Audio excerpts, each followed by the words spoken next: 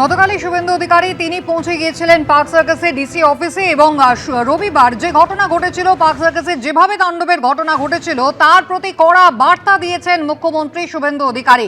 Zero tolerance তিনি জানিয়েছেন, ধর্মীয় স্লোগান দিয়ে পাথর ছোঁড়া কোনোভাবেই বরদাস্ত করা হবে না। একজন পুলিশের গায়ে যদি হাত পড়ে একেবারে শেষ দেখে ছাড়বেন। যে ঘটনা পার্ক সার্কাসে ঘটেছিল সেই ঘটনার পুনরাবৃত্তি আর হবে না, যদি হয় তাহলে তার থেকে খারাপ পুলিশ মন্ত্রী আর হবে না। গতকাল শুভেন্দু অধিকারী এমনটাই দাবি করেছেন। হঠাৎ করে কিছু লোককে জড়ো করে ধর্মীয় স্লোগান দিয়ে পাথর ছোঁড়া, এটা শ্রীনগরেও বন্ধ হয়ে গেছে। আমার মনে হয় পশ্চিমবঙ্গে বা কলকাতাতে এটাও বন্ধ হওয়ার খুব দরকার রয়েছে। আমি শুধু আপিল করব, এই কাজগুলো করবেন না। যদি মনে করেন আগের সরকার আছে, আগের নিয়ম আছে, আগের মতো পুলিশকে ফোর্সকে হাত পা বেঁধে রেখে দেওয়া হবে, তাহলে কিন্তু ভুল করবেন। তো ক্লিয়ার মেসেজ, জিরো টলারেন্স এই ধরনের ভ্যান্ডালিজম, হুলিগানিজম, রাউডিজম এবং anti national anti social activities we are not allowing. আমি পুলিশ মন্ত্রী, হোম মিনিস্টার হিসেবে লাস্ট ওয়ার্ড বলে গেলাম, একটা পুলিশের গায়ে যদি হাত পড়ে এই সরকার তার আইন প্রয়োগ করে যতদূর যেতে হয় হবে। শুধু অ্যারেস্ট নয়, কনভিকশন করানো পর্যন্ত ক্লোজ মনিটরিং করার দায়িত্ব আমাদের থাকবে। কে কোন দল করেন, কে কোন ধর্মের লোক, কে কোন সম্প্রদায়ের লোক, কে কোন প্রভাবশালীর ক্লোজ লোক, তার এগেনস্টে অ্যাকশান নিতে গেলে 5 বার ভাবতে হবে। আপনারা এই চিন্তা মুক্ত করুন। মাননীয় প্রধানমন্ত্রী বারে বারে বলেছেন, বেঙ্গলে ভয়ে আউট ভরসা ইন। এটা জিরো টলারেন্স। আর পার্ক সার্কাস সহ যেখানে যেখানে বিগত দিনে এই ধরনের ঘটনা ঘটিয়েছেন, আপনারাও কান খুলে শুনে রাখুন, এটা আপনাদের শেষ ঘটনা। এরপরে আর কোনো এই ধরনের অ্যাকশান আমরা করতে দেব না। যদি করেন, আমার থেকে খারাপ কোনো পুলিশ মন্ত্রী হবেন। প্রতিবাদের নামে পার্ক সার্কাসে তাণ্ডবের ঘটনায় মুখ্যমন্ত্রী শুভেন্দু অধিকারী কড়া বার্তা দিয়েছেন, আপনারা শুনলেন। আর তারপরে মূল অভিযুক্ত সহ মোট 46 জনকে গ্রেফতার করেছে পুলিশ। আর এই গোটা ঘটনা নিয়ে কি বলছেন রাজ্য পুলিশের প্রাক্তন কর্তা সলিল ভট্টাচার্য, শোনাবো।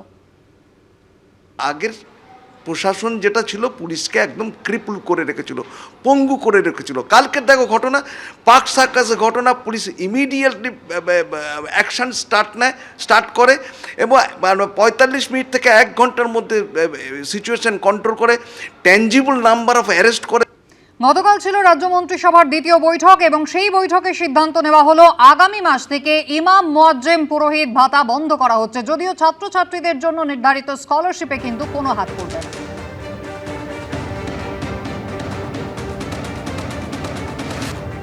তথ্য ও সংস্কৃতি বিষয়ক দপ্তর এবং সংখ্যালঘু বিষয়ক ও মাদ্রাসা শিক্ষা দপ্তরের অধীনস্থ ধর্মীয় শ্রেণী বিন্যাসের ভিত্তিতে প্রদত্ত সহায়তামূলক প্রকল্পসমূহ বন্ধ। এই মাস চলবে, পরের মাস থেকে এটা বন্ধ করা হচ্ছে। বিজেপির সংকল্পপত্রে প্রতিশ্রুতি ছিল ক্ষমতায় এলে 7ম বেতন কমিশন বাস্তবায়িত করা হবে। আর ক্ষমতায় এসে দ্বিতীয় মন্ত্রিসভার বৈঠকে 7ম বেতন কমিশনে অনুমোদন দিল শুভেন্দু অধিকারীর সরকার। আর এতেই সরকারি কর্মচারীদের মধ্যে খুশির হাওয়া। কর্মচারীদের বেতন কাঠামো সংশোধনের লক্ষ্যে 7তম রাজ্য বেতন কমিশনের গঠন। 7ম বেতন কমিশন গঠন। দ্বিতীয় মন্ত্রিসভার বৈঠকে বড় সিদ্ধান্ত নিল শুভেন্দু অধিকারীর সরকার। বিধানসভা ভোটের আগে বিজেপির সংকল্পপত্রে প্রতিশ্রুতি দেওয়া হয়েছিল ক্ষমতা এলে 7ম বেতন কমিশন বাস্তবায়িত করা হবে।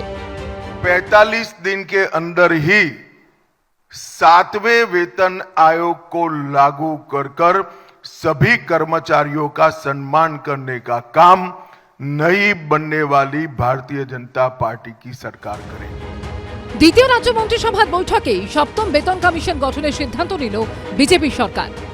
রাজ্য সরকারি কর্মচারী এবং বিধিবদ্ধ সংস্থা, বোর্ড, নিগম, স্থানীয় সংস্থা, শিক্ষা প্রতিষ্ঠান ইত্যাদি কর্মচারীদের বেতন কাঠামো সংশোধনের লক্ষ্যে ৭ম রাজ্য বেতন কমিশনের গঠন।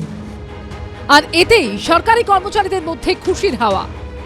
ক্যাবিনেট বৈঠকে ৭ম রাজ্য বেতন কমিশন গঠন করা হয়েছে।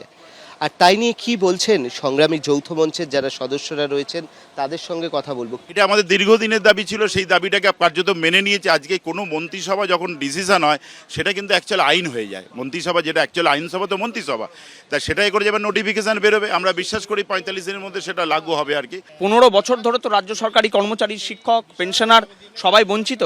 কাজেই আজকে ৭ম পে কমিশনের ব্যাপারে সরকার যে সদর্থক ভূমিকা নিচ্ছে, এর জন্য আমরা খুশি, আমরা আশাবাদী। হবে ওটা, দেখুন সময়টা খুব কম এবং কাজটা অনেক বেশি। ডিএ বা অন্যান্য বিষয় অত্যন্ত গুরুত্বপূর্ণ এবং গ্র্যাজুয়ালি সেটা আলোচনা হবে।